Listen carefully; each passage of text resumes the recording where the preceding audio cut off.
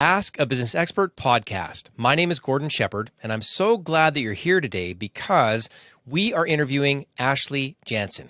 Now, Ashley is a productivity expert who comes by this label really honestly because from her software production background and business ownership background and all the other things that she's done, she's come into a time in her career and life where helping people to stay healthy as leaders, as teams is really important for her. So she's dedicated herself to this area. And thankfully for us, she wrote a great article for askabusinessexpert.com. It's called How Can a Leader Prevent Employee Burnout? And in there, you're going to find her definition for what employee burnout actually is, along with 8 strategies to protect your team from burnout. So if you're a leader and you're burnt out, you're going to get some help. If you are a leader who's looking for, suggestions for ways to take care of their team, this video is going to be great for you as well. And I'm not going to keep you waiting any longer. Here's the interview with Ashley. Ashley, welcome to the show. It's great to have you here. Thanks for having me. Yeah, and I really appreciate that you took the time to write a terrific article for the Ask a Business Expert website called How Can a Leader Prevent Employee Burnout? I mean, it's such a critical topic these days, especially when we hear these things like hybrid work and all these things that are just so fatiguing for so many people, on top of how probably we were already driving ourselves crazy even before COVID times. But why this topic? Why employee burnout? Why was that so important for you to write about?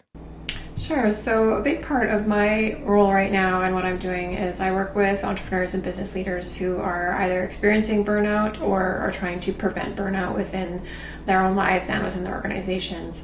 So burnout's a big part of the work I do as a productivity consultant. And it's such a huge problem, and one that I think we actually have a lot more power around how we manage. We have power over it. I think that's what we're about to hear from you, and you're going to tell us kind of the ways to do it. For the people that don't know you, if you had to introduce yourself at a party, what would you say? Sure. So my name is Ashley Janssen, and I'm a productivity consultant with ashleyjanssen.com. Like I said, I work with business leaders and entrepreneurs who are struggling with burnout and want to calm their chaos and find strategies to reduce the burnout they're experiencing in their organizations. Well, and when I think about my own life and times, I think there was a stretch there. I remember working full-time with a family and doing an MBA. And I can easily say I peeled off the last 10 years of my life when I went through that. So I remember that. And now what's funny is I'm in my 50s, but I don't have a choice about burnout these days. My body simply just says stop. Whereas I remember 20s, 30s, you can kind of keep plowing forward, right? In terms of how you go forward. I know that's sort of my experience. I'm actually looking forward to seeing about maybe some of your stories you can pepper with here as well. But before we get into it, how would you define employee burnout so we know we're kind of on the same page? Sure. So I think you could define employee burnout as physical, mental, and emotional exhaustion that's caused by chronic, unmanaged stress. So it's extreme fatigue, being really cynical about the work you're working on, pretty negative, and just sort of feeling like you're not going to be as productive or able to be as productive as possible. So you're exhausted all the time. You probably don't really like your job, and your motivation and creativity are really impacted. And you said you're seeing this with the clients that you're working with, right? They're absolutely experiencing this burnout. And and it sounds like you've got the right sort of disposition and empathy. Like, it's not just a checklist that you bring to them, right? It takes that whole combo of someone like yourself to be able to go in and actually help them with these things. And thankfully, you wrote down the 8 strategies that you've got in this article to protect your team from burnout. And the first one was set a good example for your team by modeling self-care. Why was that an important strategy that you want to get across to people?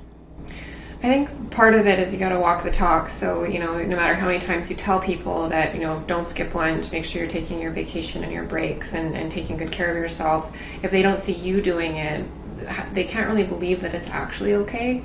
So, kind of twofold. On one side is that you taking care of you makes you a better leader in general, because you're more creative, you're more able to actually be a good leader.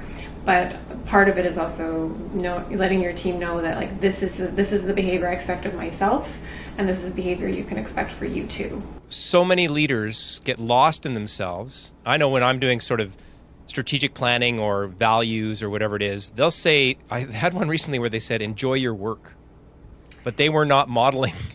Sure. Enjoy your work, right? That thing of like, or all these things, they come up with the platitudes, but if they're not walking the talk, obviously it's a recipe for burnout. So super obvious in terms of that one there, makes a ton of sense. The second one is encourage breaks and opportunities to recharge. Why is that important?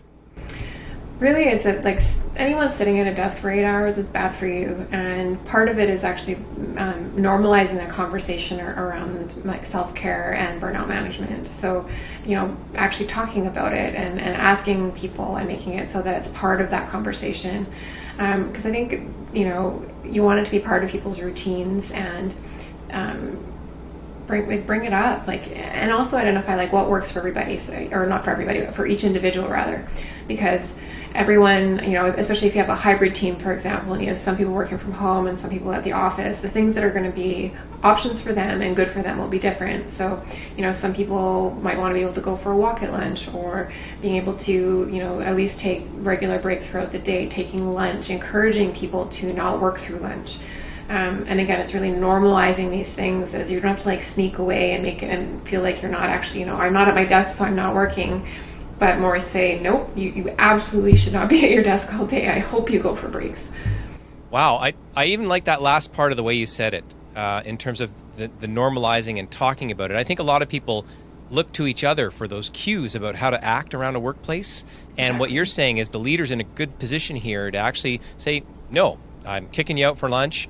Go and do it. I've had moments where I've like, no, I'm going to make you take your vacation days as a manager in past history, because you get some people that, and I'm shocked, like I love vacation days and I think they're great, but some people it's not normalized for them to go and do that. And I'm so glad that you're, again, encouraging leaders to take that approach. The number 3 was allow for flexible work arrangements. Why is that important? I think this, especially post-COVID, but even pre-COVID, there was there's been a lot of obviously shifting in what work looks like, and so this opportunity to have either work from home be like a specific option, or hybrid, or working in the office, whatever that looks like, being able to see sort of what works for each individual. I think there's so many different factors involved between you've got your partner, your kids, your pets, your colleagues, and it's kind of different for everybody in terms of the type of environment that they can best work in given their circumstances. So, I think it's not really reasonable anymore to expect someone to be chained to their desk from 8 to 5, but instead being able to give different people different options. So for example, lots of people want to pick their kids up after school, or need to pick their kids up after school, and that's at like 3 o'clock. If you can give people the flexibility to do those things where they're not trying to figure out childcare, they're not trying to figure out what that looks like, they're not only are they going to be happy to work for you, and happy people do good work, but they're also going to be more productive because they know that some of these other pieces in their life, they have flexibility to work around. It's so important. And what I'm seeing also to add into that is millennials won't put up with it. Sure. Right? They're just, you've got these different generations now that are coming to things. Again, I was working with someone recently where they're like, oh, they've got to be in at 8 and they've got to get out at 5. And it's that sort of be like me type of leadership. And I just had brought up similar things to what you're talking about around, families or whatever they need to do. And so if you really want a productive workforce, that's such an important point. Yeah, I love that idea. Step 4, talk about and acknowledge if burnout is happening. I think that burnout is going to happen to some people, especially if they're still learning how to manage their time and energy. So, or if, for example, an organization's in the middle of a really big project, things are really intense, and burnout might happen. I think it's being able to again open up those conversations and really notice if people are struggling and talk about it, because the longer it goes on, the worse they're going to perform and the worse they're going to feel, and you're actually also likely to lose them eventually. So even from a very sort of just a business perspective, not even a human perspective, it's actually very expensive to lose people because they're so burnt out and they're miserable and they don't like their jobs instead. And then also from a human perspective of just like, these are people who are doing as much as they can for you and your organization. So how can you make sure that you're supporting them and talking through it and making it okay for them to say like, I'm not doing okay today or this week, or and also even acknowledge that they're doing great work and that, yes, it's been really hard. Everybody's been working really hard. We have a light at the end of the tunnel. We're going to take some time, like, all of that. It's really encouraging people to come forward and also talk to you. Don't hide it. Don't pretend, no, I'm great, when they're really suffering. I like that you said earlier in that answer, the idea of either if you want the business case and that's the type of leader you are, fine, let's do it from a business case. But still do it. If you're human-centered, great, but still do it, right? Because it's just absolutely necessary, whichever way you're going to approach it. And that, like you said, cost of turnover, absolutely brutal. I can't remember if it's 1.5 times or 2 times salary now. They've got these general numbers they kind of bat around. It's so expensive to find new people, and especially when you found somebody that you can trust, this is a great way to support them and help them to avoid burnout, obviously. Number 5 is do individual and team goal setting with realistic goals, I like realistic, by the way, and clear action steps. Why was that an important step to put in? So both individuals and team members tend to work much better when they have a very clear vision of what they're working towards. So when you look at it like from a team level or organizational level, kind of having that North Star for everybody to work towards is really valuable. And it's a lot easier to stay engaged. And then on an individual level, it's even more important because you're able to kind of see where you fit into that puzzle, where, what is your contribution and how are you helping move everything forward. And I think individuals and teams are happier when they feel like they're part of something and when they know the value that they provide to the organization. So kind of being able to sit down as a team and set those big overarching goals, but then also do it on an individual level and get clarity on what are the actual steps, not just like this is the big thing, but what are the actual steps that need to happen so that they can, again, work towards those things. Number 6, connect one-on-one regularly with each team member. Why is that important for preventing burnout? I think that, everyone wants to say they have an open door policy, but I think that's kind of not quite enough. I think I'm a big fan of recurring one-on-ones where you have sort of a set time, say once a month or once a quarter, however frequently is reasonable for your organization, where you're able to step away from the office and as individuals kind of connect. And so part of that, I think, is relationship building and building trust. And it's also setting an expectation for your team member that they don't necessarily have to be it doesn't have to be a big problem, but it could be. And there's this regular opportunity that they know in a couple weeks, I have some FaceTime with my manager or my boss to share what's going on with me. And they're expecting that, and it's okay. So again, it's really normalizing these conversations and making sure that they feel like they're valued and that they get this opportunity to have that FaceTime. So I love your suggestion in the article too about the offsite opportunity. That thing of getting out of your regular space if you can. Why is that so important? I think it, especially if you're working in an office together, it can feel really formal and maybe even a little scary. Like you're walking into the boss's office and you're going to have a conversation and you might not feel comfortable. But people often are a lot more willing to be open when you pull them out of some of those circumstances. So go for a coffee, make it informal. Make it, again, it's more about a relationship and not about the boss giving a performance review or anything like that.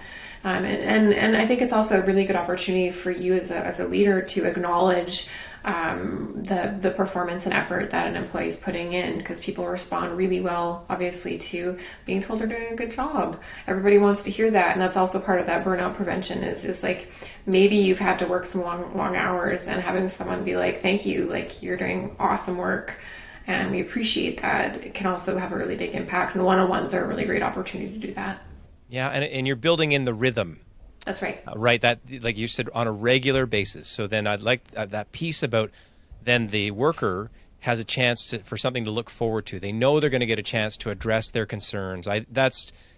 Super valuable. And again, things I wish I'd known in my early management career. I kind of figured that out later when I was doing management in a corporate setting years ago. But great tips. Number 7, review and adjust your work processes where you can. Why is that a important thing for preventing burnout?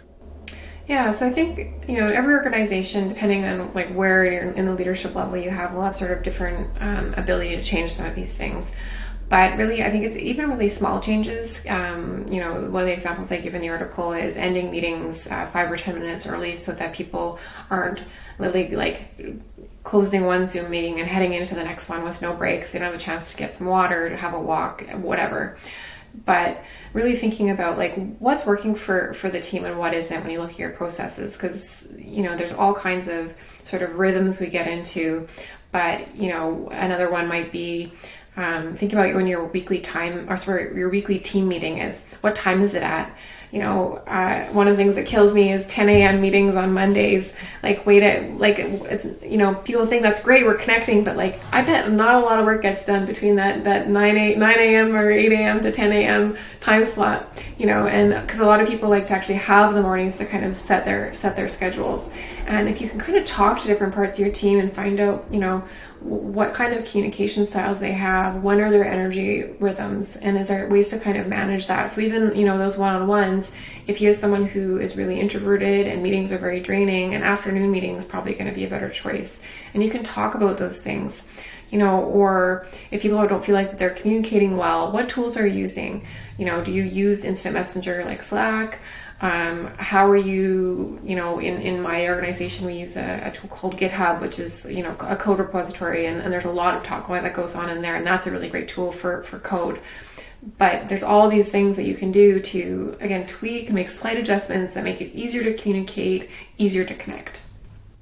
Easier to communicate. What a great idea, especially when there's those frustrating processes. It could be that the photocopier's not working. It could be some of those basic things that you can address, and you're, again, making great suggestions about visiting the processes themselves because they can be so frustrating. I knew one company I worked with recently, their IT provider had an up and down process, and I'm not describing that right, but basically their internet was slow. They had to wait for the cursor to move forward in their word processing documents to get things done. Well, if you want to drive 10 people nuts all day long, keep with that IT provider. And it took a while, but they finally swap that process out. Thank goodness, because it was certainly contributing to burnout all around there and just so much negative. Anyway, just so simple. Visit your processes, fix them. And also ask your team, because things that you might not notice might be making them crazy. So taking the time to sort of, actually ask people, is there something that we could do a little differently that might help? And if you've set the tone for this open dialogue, you actually might get a response, right? As opposed to command and control type of leadership where people will hide away. Wonderful. Advocate for your team. Number 8. Why is that important? So I think that this is especially important when you're in a really large organization and maybe you're not at a top of the food chain, so to speak, and you have a little less control over what's happening, or maybe you're part of a leadership team and there's lots of different decision makers. Where you have a responsibility as a leader in your team to advocate for them. So things like if the deadline seems unreasonable with a client, push back on it. If you're leading that conversation, or if someone's workload is getting unmanageable, you have a responsibility to reallocate that. Asking for more resources. If you have an ear to someone above you and your team doesn't, then it's your responsibility to kind of reach out and say, we're struggling, things are too hard. So what are the options? And really, I think, again, that advocacy even goes to just making sure you're checking in. Are you asking your team if they're okay? Are you making sure, if you notice someone is struggling, actually asking, how can you help? What are the options? And I think you have a lot of responsibility to sort of set your team up for success because you're in that leadership position. Yeah, I mean, so many great points in there, again, to pull apart. The one that really resonates with me that's counterintuitive for the leader, because it's always please the client, right? Mm-hmm. But if you're burning out your team, is it worth it? And I think that's what you're getting to there. And that's just So important. Is there sort of a story you can share in the right way about maybe your own experience with burnout, or maybe you haven't and you got lucky and you're okay, or is there something again that inspired you from your own life? Sure. So, honestly, a big part of my philosophy as an entrepreneur and as a productivity coach comes from my experience actually being diagnosed with multiple sclerosis. So, I have like real health concerns in terms of how I manage my energy, how I manage my time, and to make sure that I stay healthy so that I can continue to support my team and my partners and my clients. So I would say that burnout, prior to my diagnosis, I was in a business development role in my software company where I was at events like 4 nights a week. I was the face of the company. I was in meetings all the time, and I'm also a self-identified introvert. So while I'm not shy, I do find meetings and being around other people very draining, no matter how much I like you. And it took a lot. I would definitely get to the point where I was completely burning the candle at both ends. And, you wonder why after 17 days of not having a night off, why suddenly I'm feeling really tired and not good. And, I kind of got forced to reevaluate sort of that very, very starkly. But I think it's been, in watching how others have struggled and the impact it has on organizations, and especially as I've shifted into the productivity consulting, I have this internal motivator, but I also see the big difference it makes in making sure that you shift your priorities. And really, life's kind of short, to be totally honest. Things can change really fast, and like, do you want to be burnt out? Do you want to feel like that? Nobody wants to feel like that. And I think a lot of the things that we talked about today end up being choices that you can make to both support your team as well as your own health to make sure it doesn't happen. If people will have to take that story to heart, and you remind me of something I remember learning years ago as well in terms of visible distress, because I'll bet nobody knew on your 17 days in a row or whatever, you know what I mean, when you're talking about it, because people tough it out, you show up or whatever, and that burnout isn't necessarily apparent, right, until you're visited upon. I have a colleague of mine who his message came when he was sitting up after being brought into the emergency room in an ambulance after a panic attack. Yeah. And he changed his life, and it's a great story. Not that it was great for him to live in it, but those years and years beforehand that led up to that moment. And now I love the clarity. It's like, hey, you want to get together? He's like, nope, hanging with my kids, thanks. Yeah. And he's just it's not mean. It's nothing wrong with it. It's nothing to do with personal. It's just he's super clear on when he's going to spend his time, how, and he's been able to set things up. And I think your story, again, is inspirational in terms of those things that are there. And it reminds me so much, again, of just the leaders needing to be sensitive to their people, and how much, if anybody's watched this, they can take at least 2 or 3 things they can immediately apply for themselves and for their teams to make them significantly more productive. And I think what I'm hoping people do as well is they reach out to you. What's the best way to get in touch with you in terms of, what channel should they get in touch with you by? Sure. So my website is ashleyjanssen.com, and there I have a free consultation you can click on and book a time with me that works for you. Otherwise, you can find me on Twitter at ashleyjanssen, or shoot me an email at ashley@ashleyjanssen.com. Ashley, I'm super glad to know you in all the different ways we've had a chance to interact. But now with this, getting to go deeper and hear about your thought expertise and your passion, really, that you're sharing in so many different ways to help people get better. I just really appreciate it. Thanks so much for being on the show. Thank you for the opportunity. It's been a pleasure. Now, I know that you'll have to agree there was a ton of value in that wonderful interview with Ashley. But let me take a second here to go over and recap the 8 strategies so you've got them fresh in your mind. Number 1 was to set a good example for your team by modeling self-care. Really take care of yourself. And we know from that last story that Ashley told that not even by choice, in a sense, she has to take care of herself now, but it's changed the way that she sort of goes to work and actually then helps to take care of others that are on her work teams. Number 2, encourage breaks and opportunities to recharge. And the encourage part means really normalizing the dialogue so that people feel free to actually talk about it, so they will actually take their break, take their lunch, and actually do it.